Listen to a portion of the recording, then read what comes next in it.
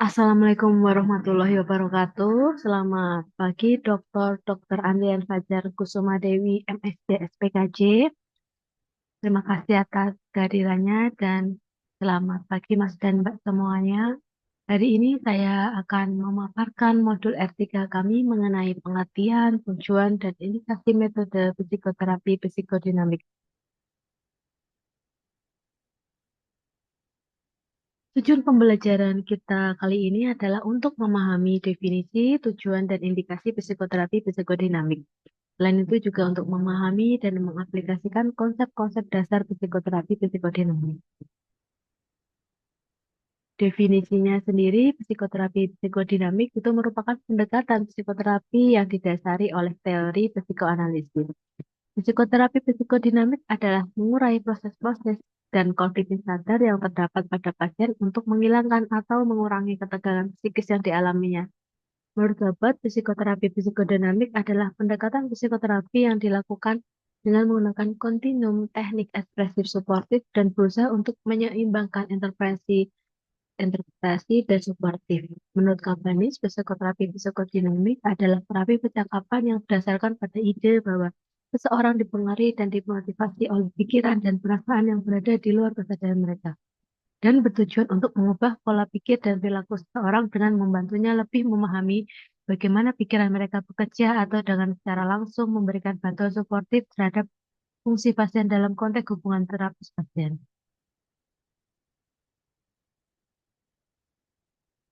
Tujuan utama psikoterapi psikodinamik adalah untuk mencapai tilikan akar materi-materi sadar terkait dengan pengalaman relasi objek, perkembangan sel, kelekatan, serta konflik sadar agar dapat mengubah struktur kepribadian pasien secara lebih mendalam. Kemudian beberapa tujuan-tujuan terapi yang lebih spesifik, contohnya adalah resolusi konflik, yaitu mengeksplorasi dan menyelesaikan konflik sadar pasien untuk memperbaiki gejala. Kemudian juga menemukan diri pasien sesungguhnya. Jadi menurut Winnicott, pasien dapat menciptakan suatu diri yang palsu untuk dapat mengikuti atau memenuhi harapan orang lain sehingga mengubur gambaran diri mereka yang sesungguhnya.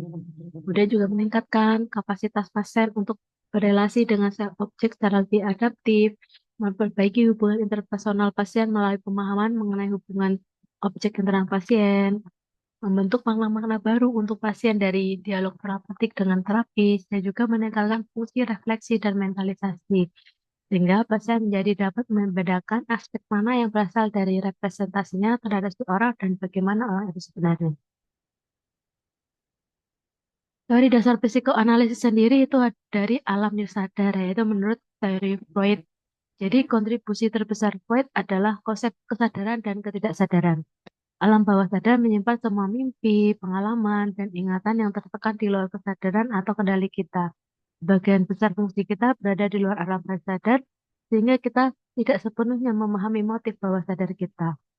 Itu adalah agen sadar yang bekerja berdasarkan insting-insting yang paling primitif manusia, seperti keinginan untuk hidup, untuk mati, gratifikasi seksual, ataupun agresi.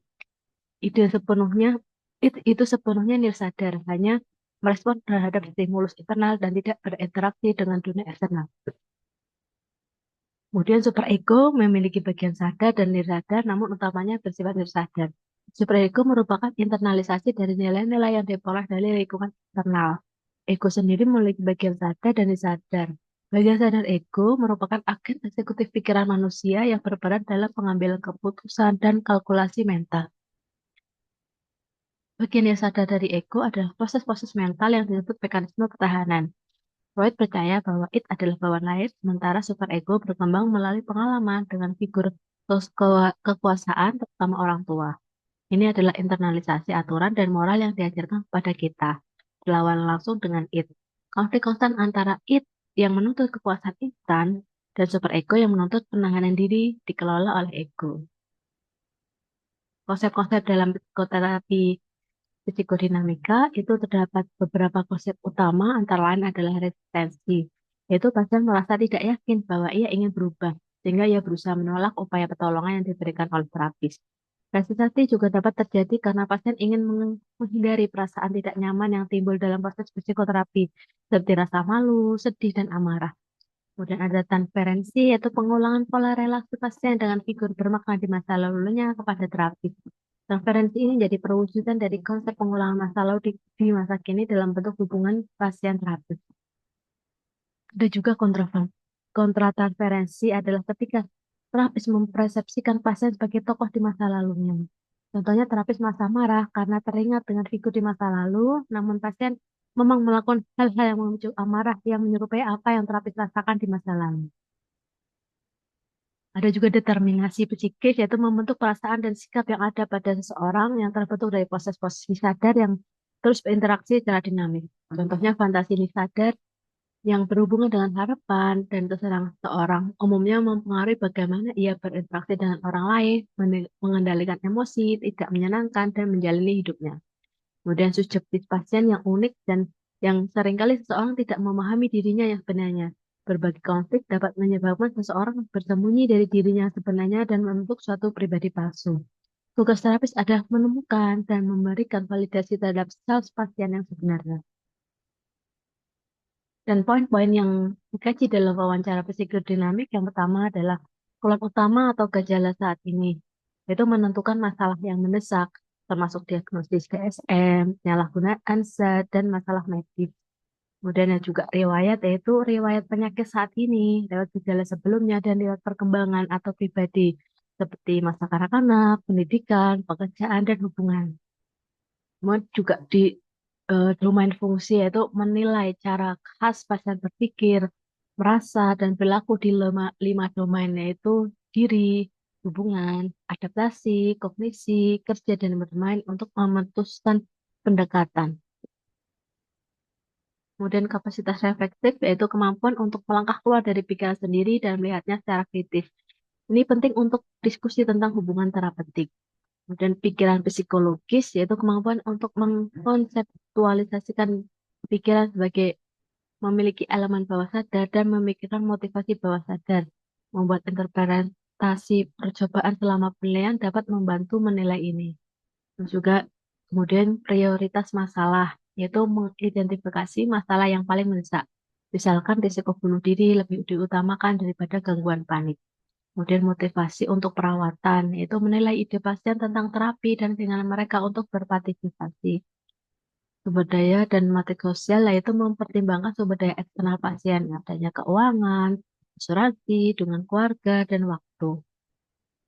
Kemudian aspek-aspek yang dievaluasi yang pertama adalah proses yang digunakan orang untuk mengelola kehidupan mental internal mereka dan hubungan dengan dunia diatur menjadi 5 domain fungsi dasar. Yang pertama adalah self, yaitu eh, pola khas yang mengalami diri sendiri termasuk persepsi dan regulasi harga diri. Kemudian hubungan yaitu kapasitas untuk memiliki hubungan yang stabil, percaya, intim, penuh kasih, dan saling memuaskan di mana orang lain dipandang utuh, terpisah, dan 3 dimensi. Memiliki kualitas baik dan buruk, perasaan, keyakinan, kebutuhan, motivasi yang unik dan konsisten. Empati dan mentalisasi adalah kunci. Adaptasi yaitu kemampuan untuk menyelesaikan diri terhadap stres internal, seperti pikiran, perasaan, kecemasan, nyeri, dan eksternal yaitu seperti hubungan, tekan ekonomi, kerja, dan trauma. Kognisi yaitu meliputi kemampuan kognitif umum, intelijen, memori, perhatian, dan bahasa. Kemudian juga kemampuan mengorganisir, merencanakan, dan memecahkan masalah, dan membuat keputusan. Kerja dan bermain yaitu kemampuan untuk melakukan pekerjaan yang sesuai dan memuaskan, serta kemampuan untuk bersantai, berfantasi, dan mengalami emosi tanpa merasa cemas atau terstimulasi. Yang, yang kedua adalah pertahanan, yaitu mekanisme bawah sadar dan otomatis yang digunakan pikiran untuk mengatasi stres dan konflik emosional yang dapat membanjiri individu.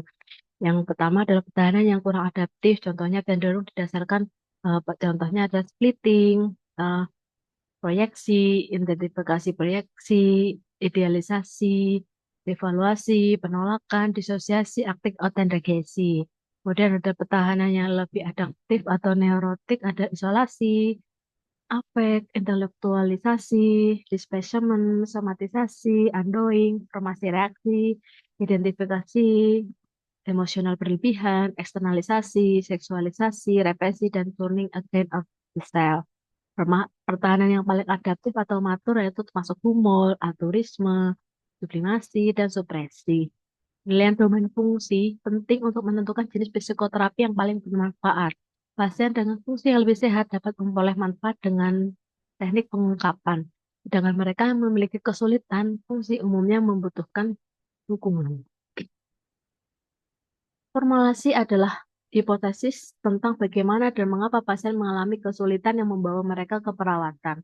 Formulasi psikodinamika secara khusus mempertimbangkan peran proses bawah sadar dan perkembangan dalam etiologi kesulitan tersebut. Tiga langkah dasar untuk membuat formulasi yang pertama adalah describe, yaitu identifikasi masalah, yaitu kesulitan saat ini yang membawa pasien ke keperawatan, dan orang, yaitu aspek umum fungsi dasar pasien termasuk kekuatan dan kesulitan di 5 domain fungsi, yaitu diri, hubungan, beradaptasi, kognisi, kerja, dan bermain. Kemudian review, yaitu tinjau riwayat perkembangan pasien dari masa kanak-kanak hingga saat ini termasuk pengalaman awal dan mungkin berkontribusi pada masalah dan pola saat ini. Kemudian hubungkan, yaitu hipotesis tentang bagaimana riwayat seseorang mungkin telah menyebabkan perkembangan masalah dan pola mereka. Ini untuk menjawab pertanyaan mengapa orang ini mengalami kesulitan sekarang dan apa yang mungkin bisa kita lakukan untuk membantu. Formulasi saat ini sangat penting untuk menetapkan tujuan perawatan. Indikasi psikoterapi psikodinamik yaitu yang pertama adalah faktor bawah sadar, masalah yang terkait dengan konflik, perasaan yang direpresi, kesulitan menjaga diri, dan ekspektasi yang tidak adaptif terhadap orang lain. Petunjuknya meliputi mungkin saya terjebak, seringkali disebabkan oleh konflik bawah sadar mereka yang tidak tahu bagaimana cara melanjutkan hidup. Hidup saya di luar biasa, kecuali yaitu satu aspek kehidupan yang bermasalah mungkin menunjukkan kehidupan yang terhenti. Contohnya, pasien sedang meniti karir dan memiliki banyak teman, tapi terus-menerus mengalami kesulitan dalam hubungan intim dan romantis. Saya tidak tahu mengapa saya terus melakukan pola pilihan adaptif yang persisten, terutama pada orang yang mampu membuat pilihan lebih baik. Kemudian saya merasa tidak enak ketika, yaitu gejala yang dipicu oleh kesulitan personal atau bukan harga diri. Contohnya ketika putus cinta, perpisahan, kehilangan, dan konflik hubungan. Saya merasa tidak enak, yaitu kesulitan emosional negatif yang persisten, tapi bukan gejala gangguan psikiatri mayor. Dan mungkin ada kesulitan fungsional akut atau persisten. Itu pasien mengalami kelemahan sementara dalam fungsi karena stres. Misalnya penyakit medis, gejala sosial, krisis lain, atau kesulitan fungsional yang persisten, misalnya kurangnya pemikiran psikologis, kesulitan mengelola emosi, kurangnya kepercayaan, kontrol impuls yang buruk, gangguan psikotik, mood, kecemasan persisten, dan penyakit fisik yang persisten. Perbandingan psikoterapi dinamik singkat dan jangka panjang untuk yang sehat ini untuk membentuk aliansi terapeutik dengan cepat dan fokus pada masalah spesifik yang didefinisikan secara sempit. Tingkat aktivitas terapisnya juga relatif tinggi. Psikologi pasien tidak terlalu berat dan fokus terutama pada apa yang terjadi di sini pada saat ini, dan kemampuan klien untuk menerima perpisahan itu tinggi dan klien memiliki hubungan objek yang baik. Untuk psikodinamik jangka panjang ini tujuannya untuk membentuk aliansi terapi secara berangsur-angsur dan fokus pada rentang masa yang luas dan tingkat aktivitas terapis yang relatif rendah, dan psikopatologi pasien lebih berat.